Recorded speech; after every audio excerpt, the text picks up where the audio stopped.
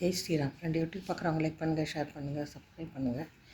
ஏற்கனவே நான் சொல்லியிருக்கேன் கையை உடச்சிக்கிட்டேன்ட்டு. இதுக்கு தான் இது மாதிரி பேண்டேஜ் போட்டுக்கிட்டிங்கன்னா கை விரல் வந்து ஸ்டிஃபாக இருக்கும், இல்லாட்டி பெண்ட் ஆகி போயிடுதுன்னு சொல்கிறாங்க. அப்பப்போ போட்டுக்கிறேன், இல்லாட்டி மறந்து போயிடுறேன். இது என்னோடய எக்ஸ்பீரியன்ஸை நான் உங்களுக்கு சொல்கிறேன்.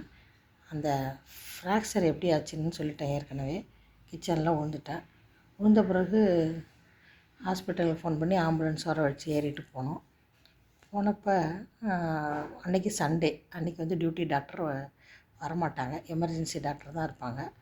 அவங்களால ஒன்றும் செய்ய முடியாது நம்மளுக்கு. அவங்க வந்து எமர்ஜென்சி வார்டில் படுக்க வச்சுட்டு வலிக்கான இன்ஜெக்ஷன் இதை கொடுத்தாங்க, வலி மறக்கிறதுக்கு. அதோட படுத்திருந்தேன். அடுத்த நாள் காலையில் 8 மணிக்கு ஆப்ரேஷன் சொல்லி அழைச்சிட்டு போனாங்க ரூமுக்கு. அழைச்சிட்டு போனப்போ காலையில் 8 மணிக்கு டாக்டர் வரல. எப்போவுமே 8 மணிக்கு வந்து ஆப்ரேஷன் ரெடி ஆகிடுவாராம். அன்றைக்கி வேறு நிறைய ஆப்ரேஷன் இருந்ததா இல்லாட்டி என்ன ரவுண்ட்ஸ் போனது லேட் ஆகிட்டு தெரியாது நம்மளுக்கு. கிட்டத்தட்ட 1 மணிக்கு தான் டாக்டர் வந்தார் ஆப்ரேஷன் தியேட்டருக்கு. அது வரைக்கும் எனக்கு வலி தாங்க முடியல. அப்போ அங்கே அனுசீசியா கொடுக்க லேடி டாக்டர், என்னம்மா வயசானவங்களா இருக்கீங்க, கொஞ்சம் கூட பொறுமையாக இல்லை, இப்படி அழுகுறீங்க அப்படின்னாங்க. அது வயசுக்கும் அந்த வலிக்கும் சம்மந்தம் கிடையாது. டெலிவரி கூட நான் இவ்வளோ கஷ்டப்படல, அந்தளவுக்கு வலி அனுபவிச்சிட்டேன். அதோட சரின்ட்டு அப்புறம் ஆப்ரேஷன் அனுசீசியா கொடுத்து ஆப்ரேஷன் பண்ணாங்க. அனுசீஷியெல்லாம் எனக்கு ஒர்க் அவுட்டே ஆகலை. அந்தளவுக்கு வலி தெரிஞ்சுது, எனக்கு பண்ணுறதெல்லாம் நல்லா தெரிஞ்சுது. அதோட ஆப்ரேஷன் முடிஞ்சோடனே அப்புறம் என்ன பண்ணாங்கன்னா ஐசியூவில் வச்சுட்டாங்க பிள்ளைக்கு. ஒரு நாள் நைட்டு அப்சர்வேஷனில் வைக்கிறோன்னு சொல்லிட்டு ஐசியூவில் வச்சாங்க. ஐசியூவில் வைக்கிறதுக்கு ஐசியூவில் ஃபுல்லாக இருந்தால் நம்ம உள்ளே வைக்க மாட்டாங்க. அதோட எல்லாம் அந்த ரூம் 2 வேறு இருக்குல்ல, அதனால் வந்து ஐசியூவில் வச்சுட்டாங்க. இந்த பொதுவாக இந்த இன்சூரன்ஸ்லாம் இருக்கும்போது ரொம்ப தாராளமாக இருப்பாங்க டாக்டர். ஆப்ரேஷன் பண்ணுறதுக்கு முன்னாடி எங்கள் வீட்டுக்காரர் கேட்டால், எனக்கு கூட கை உடைஞ்சது 10 வருஷத்துக்கு முன்னாடி, ஆனால் வந்து எனக்கு கட்டு தான் போட்டாங்க, நீங்கள் ஆப்ரேஷன் பண்ணுறீங்களே அப்படின்னு சொல்லி கேட்டார். டாக்டர் இல்லை ஆப்ரேஷன் பண்ணி தான் ஆகணும், கையில் காலையில் 2 ஃப்ராக்சர் ஆகிடுதில்ல அப்படின்னு ஏதோ சொன்னார். காரணம் சரியாக எனக்கு தெரியல. அதோட வந்து ஆப்ரேஷன் பண்ணியாச்சு. ஐசியூவில் இருக்கிறதுக்கு எனக்கு நைட்டு ஒரு 9-10 மணி தான் எனக்கு முழிப்பு வந்து நான் எங்கே இருக்கேன்னு கேட்டேன். ஐசியூவில் இருக்கேன்னு சொன்னாங்க. எதுக்குன்னு கேட்டப்போ தான் அப்சர்வேஷன் சொன்னதுனால, அப்சர்வேஷன் என்ன ரூமுக்கு மாற்றிருங்க, நான் போய்க்கிறேன், ஏன்னா அவ்வளோ என்ன பெரிய சீரியஸ் இருக்குது அப்சர்வேஷன் வைக்கிறதுக்கு மனசில் நினச்சிக்கிட்டு என்னை ரூம்லேயே மாற்றிருங்க, அங்கே தான் அவங்களோட நர்ஸுங்கெல்லாம் வருவாங்கள்ல அப்படின்னு சொல்லி கூப்பிட்டா வருவாங்கள்ல, அதனால் ஒன்றும் பயம் இல்லைன்னு சொன்னாங்க. சரின்னு ரூமுக்கு மாற்றிருக்கேன். நைட்டெல்லாம் ஒரே வலி. அப்புறம் நர்ஸில் வந்து ஒரு 12 மணிக்கு கூப்பிட்டு எனக்கு எதாவது இன்ஜெக்ஷன் போடுங்க, எனக்கு ரொம்ப வலிக்குதுன்னு சொன்னேன். அந்த நர்ஸ் வந்து இதுக்கு தான் ஐசியூவில் இருக்கணும்னு சொல்கிறது, ஒரு நாள் நைட் இருந்திருக்கலாம்ல, அது ஹெவி டோஸாகவே கொடுப்பாங்க அப்படின்னா. ஏற்கனவே அனுசீசியா கொடுத்ததெல்லாம் கொஞ்சம் நாள் கழித்து எனக்கு என்ன பாடி ரியாக்ட் ஆகும்னு தெரியல, நான் பேக் பெயின் வந்தாலும் வரலாம். இப்போ ஒரே இன்ஜெக்ஷனு பெயின் கில்லர்ஸ் நிறையா கொடுக்குறாங்க, அதில் வர ஒரு ஹெவி டோஸ் வேறு எதுக்குன்னு மனசில் நினச்சிக்கிட்டு, இல்லைம்மா இதுவே எனக்கு போதும், நீங்கள் ஏதாவது ஒன்று கொடுங்க, நான் தூங்குற மாதிரி கொடுங்கன்னு சொன்னேன். இப்போ வரைக்குமே எனக்கு கராத்தில் 3 மணி வரைக்கும் தூக்கம் வர்றதில்லை.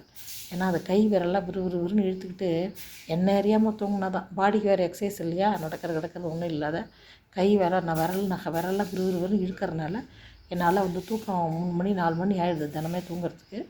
அது மாதிரி இருக்குது. இதுவும் சின்ன ஃப்ராக்சர் தான், அதெல்லாம் வந்து எவ்வளோ கஷ்டமாக இருக்குது பாருங்கள். இதில் ஒரு தமாஷ் என்னென்னு பார்த்தீங்கன்னா, எங்கள் தெருவில் எங்கள் மாமியாரோட ஃப்ரெண்ட்ஸ் வந்து எல்லாம் 80 நிறைய பேர் இருக்காங்க. எல்லாம் ஓல்டேஜ் ஹோம் தான் இருக்கும் ரோடெல்லாம். இது வரைக்கும் நான் கல்யாணம் பண்ணதுலேருந்து பார்க்குறேன், ஒருத்தர் கூட என்ன மாதிரி ஃப்ராக்சர் ஆகி கீழே விழல. காரணம் வந்து ஒன்று, இப்போ இருக்க சாப்பாட்டில் நிறையா வந்து மருந்து போட்டு விளைவிக்கிறனால இருக்கலாம், இல்லாட்டி என்னோடய உடம்புல பாடியில் அவ்வளோ தெம்பு இல்லாமல் இருக்கலாம். அந்த காலத்து மக்கள் ஒரு வேளை தெம்பாக இருந்திருக்கலாம். என்ன காரணமாக இருந்தாலும் யாரும் இல்லை, நான் அப்படி தான் ஃபஸ்ட் டைம் விழுந்திருக்கேன்னா பார்த்துங்க. எனக்கே ஆச்சரியமாக இருக்குது. யோசித்து பார்த்தா நம்ம தான் முதல்ல நம்ம ரோட்லேயே ஊந்துருக்கோம் போல் இருக்குன்னு நினச்சிக்கிட்டேன், ஃப்ராக்சர் ஆகிற அளவுக்கு. இதில் என்ன ஆச்சுன்னு சொன்னால், ஹாஸ்பிட்டலில் வந்து 3ஆம் நாளே டிஸ்சார்ஜ் பண்ணுறேன்னு சொன்னாங்க.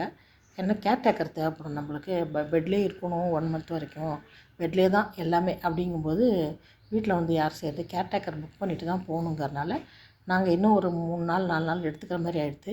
அப்புறம் விசாரித்து ஒரு நல்ல ஒரு ஹோமில் பார்த்து ஒரு கேர்டேக்கரை வச்சுக்கிட்டு நாங்கள் வந்து அதை வந்து இது பண்ணிக்கிற மாதிரி வரத்துக்கு 1 வாரம் ஆகி போயிடுது. அப்போ வந்து அங்கே டெய்லியாகவே எனக்கு வந்து இந்த வலி குறையறதுக்கு பெயின் கில்லர்லாம் வந்து அந்த சலைன் மாதிரி ஏற்றுனாங்க, வலிக்காமல் இருக்கிறதுக்கு. ஏன்னா அவங்க டிஸ்டர்ப் பண்ணாமல் இருக்கணும்ல, சும்மா வலிக்குதுன்னு அவங்களும் என்ன பண்ணுங்க, இதனால பின்னாடி என்ன சைடு எஃபெக்ட் வருங்கிறது நம்மளுக்கு தெரியல. இருந்தாலும் நம்ம அதை தப்பாத இதெல்லாம் அனுபவிச்சு தான் ஆகணுங்கும்போது அனுபவிக்கிறோம், அவ்வளோதான். ஒரு வாரம் கழிச்சு கேர்டேக்கர் முத நாளே வந்தாங்க. அடுத்த நாள் நாங்கள் டிஸ்சார்ஜ் ஆகி அப்படியே வீட்டுக்கு வந்துட்டோம். வீட்டுக்கு வந்துட்டு வீட்டுக்கு வந்த பிறகு என்னாச்சுன்னு சொன்னால், ஹாஸ்பிட்டலில் என்ன சொன்னாங்க, வந்து நீங்கள் வந்து வீட்டுக்கு போன பிறகு ஃபிசியோதெரப்பி செஞ்சுக்கணும் அப்படின்னு கொஞ்சம் நாளைக்கு 1 மந்த்துக்காச்சுன்னு சொன்னாங்க. சரி அப்படின்னு சொல்லிட்டு நாங்களே ஃபிசியோதெரப்பிஸ்ட்டு அனுப்புகிறோம் அப்படின்னு சொன்னாங்க. அவங்களுக்கு ஹாஸ்பிட்டலில் இருப்பாங்கள்ல, அவங்கள அனுப்பிச்சிடுறேன்னு சொன்னாங்க. ஒரு 24 வயசு ஒரு பையன் வந்தாப்புல. இப்போ தான் ஃப்ரெஷ்ஷாக படிப்பு முடிச்சுட்டு வந்திருக்காப்புல. வந்தோடனே ஒரு நாளைக்கு 1000 ரூபா அப்படின்னு சொல்லிவிட்டு நான் வந்து 1 மந்த் வரைக்கும் வந்து செய்கிறேன்னு சொன்னாப்புல. சரி, அது எவ்வளோவா இருந்தால் என்ன, நம்மளுக்கு வந்து பண்ணி தான் ஆகணுங்கும்போது நம்ம டாக்டரோட இவங்க ஃபீஸ் ஜாஸ்தியாக இருக்குது, வேறு வழி இல்லை அப்படின்னு சொல்லிட்டு ஒத்துக்கிட்டோம். குறைக்க மாட்டேன்னு சொல்லிட்டாப்புல அந்த அமௌண்ட்டு. சரின்னு ஒத்துக்கிட்டு நாங்களும் சரின்னு ஒத்துக்கிட்டோம். இதில் என்ன ஒரு தமாஷன்னு பார்த்திங்கன்னா, ஆக்சுவலாக அந்த பையனுக்கு எதுவுமே தெரியல. என்ன ஃபிசியோதெரப்பிக்கு வந்து என்ன அவங்க கற்றுக்கிட்டாங்க தெரியலன்னு சொல்கிறத விட, அதை வந்து உடனே க்யூர் பண்ணிட்டா நிறுத்திடுவாங்கங்கிறதுக்கோசம் மெதுவாக செஞ்சாங்கன்னு நான் நினைக்கிறேன். என்னாச்சு, அந்த பையன் வந்து ஆக்சுவலாக எனக்கு கையில் அடிபட்ட தான் ஜாஸ்தி காலை விட. ஆனால் அந்த காலுக்கு ஃபோக்கஸ் பண்ண மாதிரி கையை கண்டுக்கவே இல்லை. கையை விரல வந்து இப்படி ஆட்டினாப்புல. இது வந்து இது மாதிரி ஆட்டுறது என்னாலே முடியும்.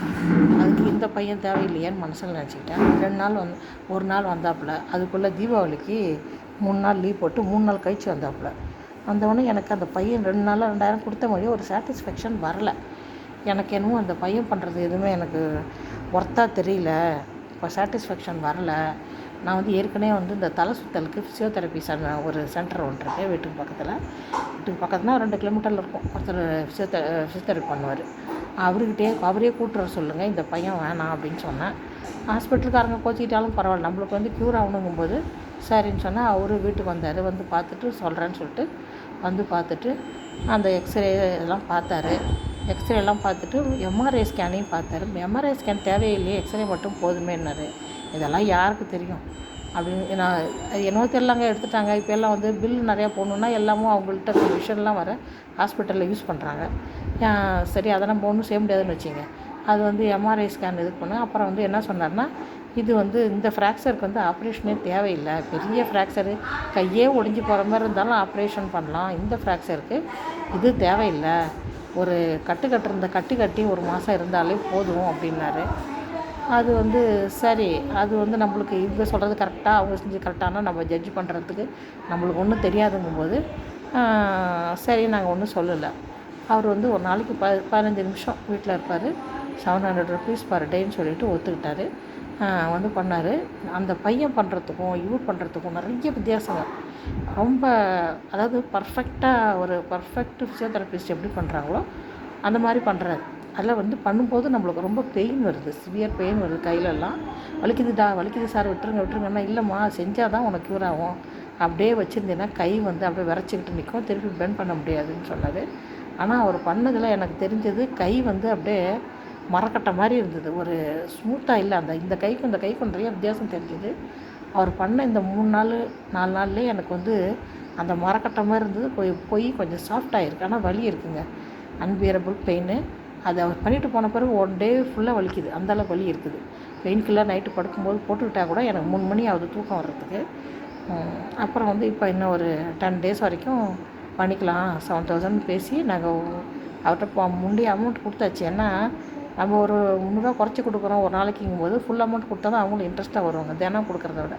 அப்படின்ற காரணத்தினால முன்னாடியே கொடுத்தாச்சு. வந்துட்டுருக்காரு. இன்னும் 3 நாள் ஆச்சு, இன்னும் ஒரு 7 நாள். அதுக்கப்புறம் என்னன்னு தெரியல, கண்டினியூ பண்ணணுமா என்னன்னு தெரியல. கை கால் இருக்கிறத பார்த்துட்டு வாக்கர் ஒன்றும் வாங்கிட்டு வந்திருக்கோம். அவரே வந்து ஏதோ இதில் ஷாப்பில் சொல்லி வாங்க சொன்னார். நேற்று வந்து வாக்கரும் வந்து இறங்கிடுச்சு. அதை வச்சுக்கிட்டு இனிமேல் நீங்கள் டாக்டர் வந்து 30ஆம் தேதி வர சொல்லியிருக்கிறாரு. வந்து காலு கையெல்லாம் எக்ஸ்ரே எடுத்துகிட்டு அது கூடிக்கிச்சுன்னா நீ வந்து நடக்கலாம். நான் அன்றைக்கி பரிதாபமாக கேட்டேன், செக்கப்புக்கு போனப்போ 2வது தடவை, சார் நான் எப்போ தான் டாக்டர் நடக்கிறது அப்படின்னு கேட்டேன். அவர் வந்து 30ஆம் தேதி வாமா, வந்து திருப்பி எக்ஸ்ரே எடுப்பாங்களா என்னன்னு தெரில, அப்போ கூடிக்கிச்சுன்னா எலும்பெல்லாம் கூடி எடுத்தேன்னா நடக்கலாம், அது வாக்கர் வச்சுக்கிட்டுன்னு சொன்னார். சரின்னு நான் அந்த ஆசையில் இருக்கேன். ஏன்னா நம்மளுக்கு வந்து நம்ம அடிப்படை தேவைகளுக்கு கூட வெளில போகாமல் நம்ம படுத்துருக்கிறது வந்து ரொம்ப கேவலமாக இருக்குது என்னை பார்த்தா. எனக்கே வேறு வழி இல்லை, அது எல்லாத்தையும் நம்ம தாங்கி தான் ஆகணுங்கும்போது தாங்கி தான் ஆகணும். இப்போ வந்து இதில் முக்கியமான பாயிண்ட் என்னென்னு பார்த்திங்கன்னா, அந்த முட்டி நீ பெயின் ஆப்ரேஷனு, இது நிறைய ஆப்ரேஷன் ஆகிடுது. அதுக்கப்புறம் நிறைய பேர் என்ன பண்ணுறாங்க, ஃபிசியோதெரப்பிங்கிறது ரொம்ப காஸ்ட்லியாக இருக்கிறதுனால எல்லாராலையும் அஃபோர்ட் பண்ண முடியறதில்ல. அதனால் ஆப்ரேஷன் பண்ணிவிட்டு அப்படியே விட்டுறாங்க. அதனால் அந்த நீ பெயின்ஸ் இது மற்ற எந்த ஒரு சர்ஜரியும் ஃபெயிலியர் ஆகிறதுக்கு டாக்டர் காரணம் இல்லை, நம்மளே தான். அதனால் யாராவது ஆப்ரேஷன் பண்ணிக்கிறவங்களா இருந்தால் கட்டாயம் ஒரு சொல்கிற டாக்டர் நம்மளுக்கு க்யூர் ஆகிற வரைக்கும் ஃபிசியோதெரப்பி பண்ணியே ஆகணும். ஃபஸ்ட்டு நான் வேணான்னு தான் சொன்னேன். என்னங்க அது ஃபிசியோதெரப்பின்னா நானே கையில் காயெல்லாம் ஆட்டிக்கிறேன் அப்படின்னாரு.